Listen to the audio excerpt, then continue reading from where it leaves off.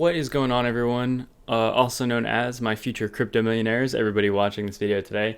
Again, in this video today, we have some more great news. This article was only posted according to my webpage here 1 minute ago. Let me refresh it and see. Okay, so posted about 45 minutes ago, kind of piggybacking on this theme of institutions getting invested into cryptocurrency. Here we have a Chinese billionaire, Jack Ma. If you're not familiar, he's the co-founder of Alibaba. He is insanely influential in China and around the world as well. In the US, you most likely would have you might not have heard of him. However, globally, he is a figure. He is a business magnate. He's insanely influential. And so I want to start off this video talking about what he has to say about Bitcoin and blockchain, because his opinion does matter. And his opinion is very forward thinking. And so, yeah, let's just jump into this. So this article is titled, "I Pay Special Attention to Blockchain and Bitcoin to Create a Cashless Society." So there's some misspellings in here and everything, which I assume is probably due to the fact that some of this was translated from Chinese, especially more in particular his quotes.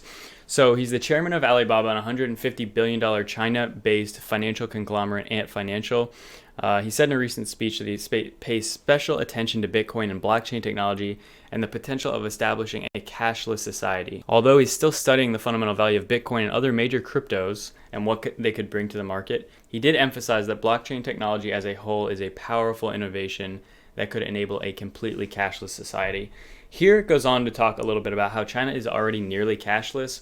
Basically, one of the points here is that, over in China, you essentially can purchase a coffee with a tap of a smartphone with sophisticated point of sale, POS terminals, and instantly receive salaries from their employees through the app, without dealing with the delays that often occur with wire transfers and inefficient banking services. So this is one of his quotes here.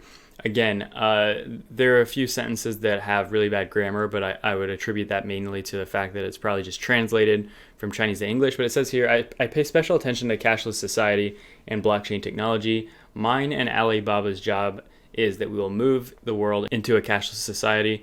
The society can make everybody equal, inclusive to get the money they need, make sure it is sustainable and it is transparent.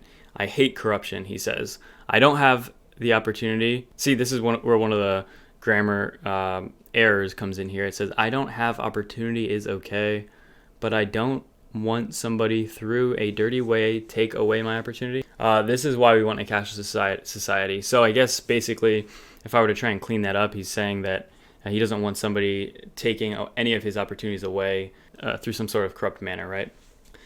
He's mainly also saying about millennials and younger people being the focus of this, and it says, when we consider new products, we create them for this era, one in which young people have become the main driving force of our society. And that's true with any society. You want to focus on the youth. I'm 25 years old now. The kids that are growing up now are literally born with iPads and iPhones in their hands and will most likely be more tech savvy than I am. I'm pretty knowledgeable with computers and technology and everything. However, I definitely think that a larger percent of the population growing up now, kids being born now that are growing up with this technology, will be incredibly savvy and incredibly able to use this type of thing.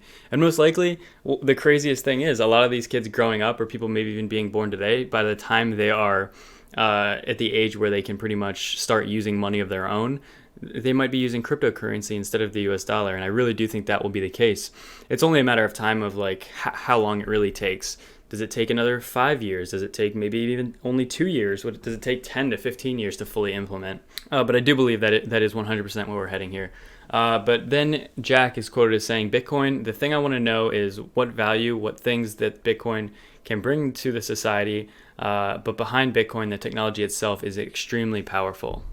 Then it talks a little bit about blockchain technology as a data processing platform, kind of referencing decentralized apps or dApps on Ethereum, as well as the ERC-20 token standard. And the article ends here, as blockchain technology achieves mainstream adoption and an increasing number of conglomerates start to utilize the technology as an underlying platform to process information, the importance of crypto will increase. Something else I find interesting in this article, airports plenty interested in blockchain applications. Again, I'll leave this in the description if you'd like to check this article out. Basically, the point of this article, however, is that blockchain technology appears to be gaining traction, right? And it really is. It's gaining the attention of billionaires.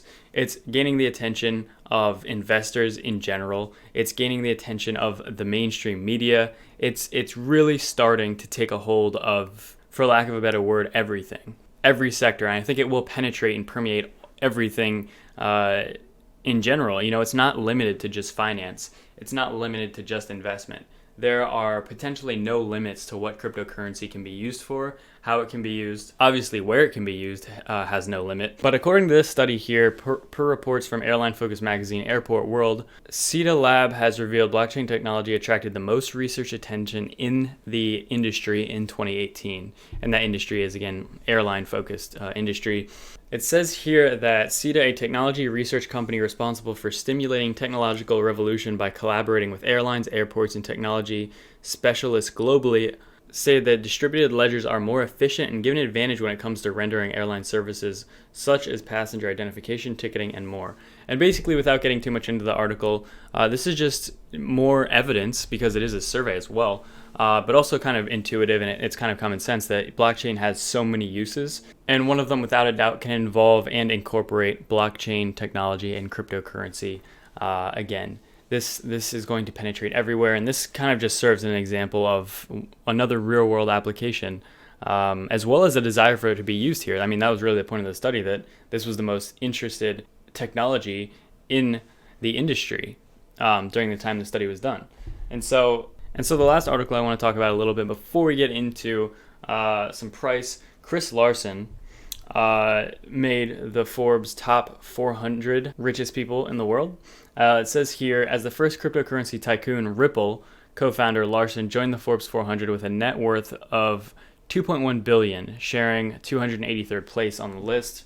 Had the cryptocurrency markets and the Ripple token XRP not declined in value, Larsen would have been worth much more, estimating his worth in January at over $37 billion as compared to the $2 billion he's valued at now. Now, even though this channel, my viewers as well as myself we're not the biggest fans of XRP, I do think that those numbers are going to come back. I do think XRP will skyrocket with a lot of the market at some point in the future. Whether or not it's sustainable, whether or not XRP will end up being like a huge player in the market, I have no idea. I don't necessarily think so. However, I do think that there is still so much value, and it's still so early in cryptocurrency that even if a coin is not going to amount to anything, there's still a lot of opportunity out of a pure investment standpoint. And basically, that is to say, you can probably make a lot of money by investing in almost any of the top cryptocurrencies, maybe any of the top 20, 30, 50, and definitely there are some that are even out of the top 100 right now that will probably move into the top 20 in the next few years. And I guess that is one of the big keys, right? If you're looking for pure investment and pure financial gain out of the cryptocurrency market, the biggest key at this point probably is to research the market and really take your best guess, take your best swing at what you think will be the winner in the future. Most likely, in my opinion, I think that it'll most likely be some of the coins in the top 20 that really end up making a difference, that really have an impact.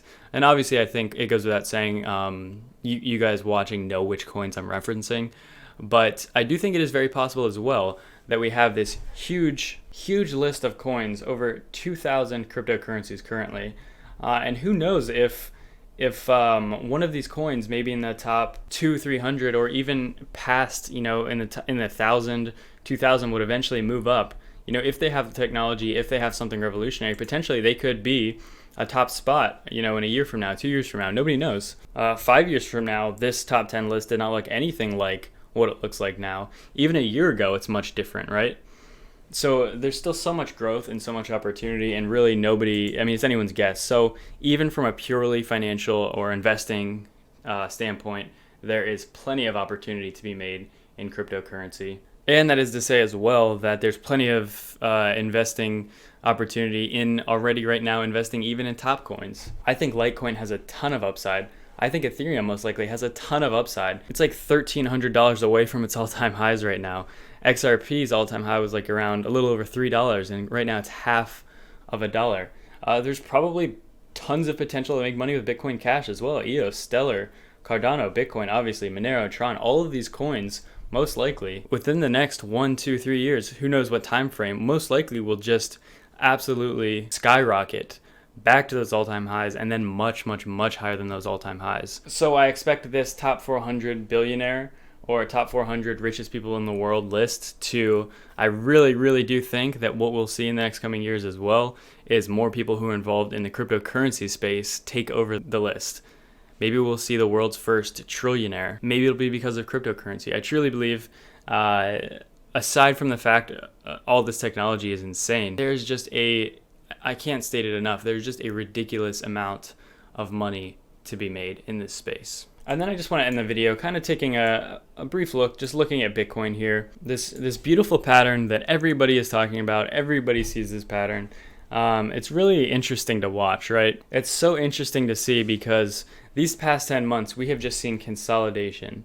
We have just seen lower highs consecutively. And now we're at a point where we almost don't have room for a lower high without breaking this technical pattern here. And everybody's just kind of, I don't know, maybe you would say holding their breath.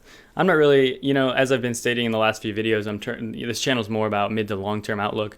So we're not super concerned about what happens a week or two from now.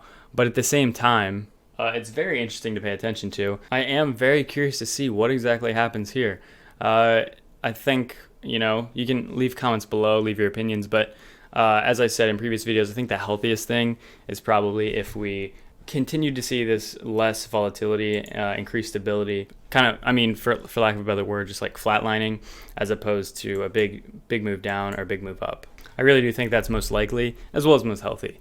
But, it's just very crazy to see because we have not seen this level of stability since I've entered the market at all. If we zoom out, this is all the way back to the end of 2015, and you can basically see this is on a clear trajectory upwards, very clear. But now we're in a situation where it is not so clear what direction we're heading in. This data has shown consolidation, but it's shown a lot of support at this level. So it doesn't necessarily mean, if you would just base it simply on like what direction we've been heading, obviously it's down. That by no means that we're starting like a 3-year downtrend or something like that. Especially, again, with all this institutional interest and just growing interest in this space in general, like we've never seen before. I didn't own Bitcoin in 2015. Many of you probably did not as well. So many new people have joined. We haven't even seen the next round of people who are going to join and are going to push these prices to ridiculous levels that will make this buy-in point right here in December look very appealing. What I mean by that is people are going to be wishing they had bought in here even in the future when we see prices that are much higher. But that's going to be it for this video today, guys. Hope everyone's still excited about cryptocurrency. Thanks for watching, liking, subscribing, and I'll see you in the next video.